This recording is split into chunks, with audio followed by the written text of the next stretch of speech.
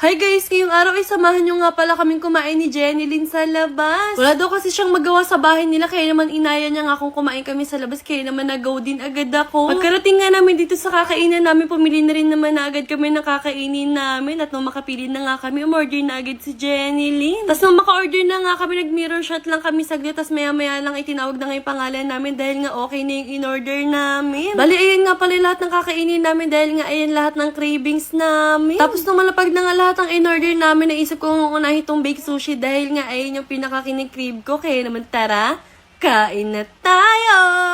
Pagkatikim ko nga ng baked sushi nila ay nagustuhan ko ng sobra. First time ko nga lang pala makakatikim na itong baked sushi dahil nga yung mga kinakain ko at yung mga natitikman ko dati, yung sushi talaga. Next ko naman nga tinikman dyan, ito nga ang samyang nila at mild nga lang pala yung pinagawa namin dyan dahil nga baka sobrang maanghangan kami. Dito kasi ay hindi ka naman pwedeng mag-request na lagyan ng gatas para nga hindi masyadong maanghang. Pwede mo nga lang requestin dyan ay wag ilahat ang bulldog sauce kaya naman yung sa amin nga ay pinamild lang namin. Sure ko nga lang na matagal-tagal din kami hindi nagbanding ni Jenilyn. Sa Nueva Ecija na kasi siya nakatira kaya na mabibihira na lang siya lumawas dito sa Maynila tuwing may okasyon nga lang o kaya tuwing bakasyon. Kaya naman tuwing umuwi siya dito sa Maynila, hindi nga pwedeng hindi kami magbabanding nila, Toti. Sunod ko naman nga tinikman na ito nga mozzarella cheese bomb nila. Si Jenilyn nga pumili niyan dahil nga favorite niya daw yung mozzarella dahil nga napaka-satisfying. Tuwing may makikita nga daw siyang pinagpuputripan nila na may ganyan ay hindi niya nga daw maiwasan na bumili dahil nga favorite niya daw yan dahil nga sobrang nakaka-satisfying. Pagkatapos nga namin tikman yung mga in-order namin, ayan, kanya-kanya na nga kaming lamang sa mga pagkain na nagustuhan namin. Tapos habang kumakain nga kami dyan, syempre hindi may iwasan ng kwentuhan. O diba, with expression pa nga yan siya magkwento. Masarap talaga magkwentuhan, lalong-lalo pag may pagkain. Kaya naman tuwing magkakwentuhan kami, magkakasama kami, hindi nga may iwasan ng pagkain, o di kaya alak.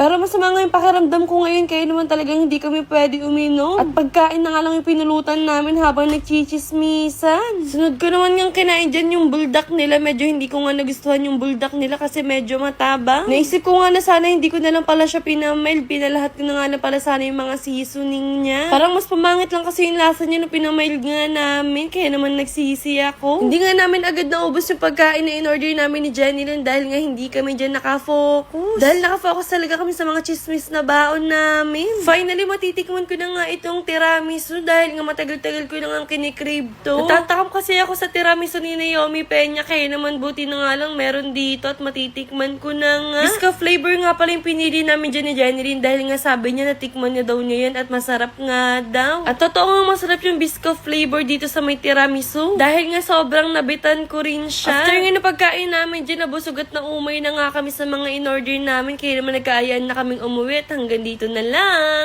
Paalam! Gusto mo Gcash? Click mo yung link sa comment section.